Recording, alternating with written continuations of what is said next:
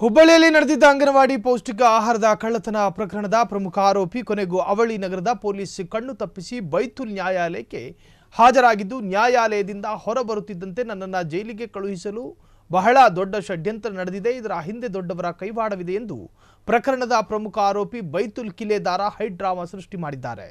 ನನ್ನನ್ನು ಜೈಲಿಗೆ ಹಾಕಿಸಲು ದೊಡ್ಡವರ ಕೈವಾಡವಿದೆ, ನಮ್ಮವರೇ ನನ್ನನ್ನು ಬಲಿಪಶು ಮಾಡಿದ್ದಾರೆ ಎಂದು ಹೇಳುವುದರ ಮೂಲಕ ಪರೋಕ್ಷವಾಗಿ ಕೈ ನಾಯಕರ ವಿರುದ್ಧ ಅಸಮಾಧಾನ ವ್ಯಕ್ತಪಡಿಸಿದ್ದು, ಶಶಿಕುಮಾರ್ ಸರ್ ಹೆಸರಿಗೂ ಕೆಟ್ಟ ಹೆಸರು ಬಂದಿದೆ ಎಂದು ಹೇಳಿದ್ದಾರೆ.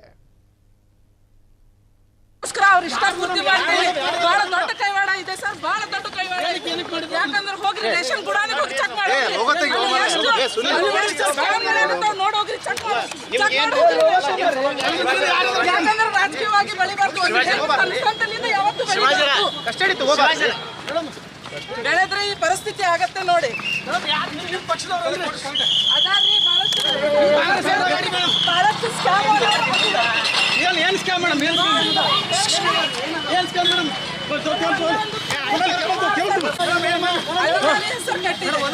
ಶಶಿಕುಮಾರ್ ಸರ್ಗೆ ಅಷ್ಟೇ ನಾನು ಏನಾಗಿದೆ ಕೇಸಲ್ಲಿ ಇದು ಸರ್ ಬಹಳಷ್ಟಿದೆ.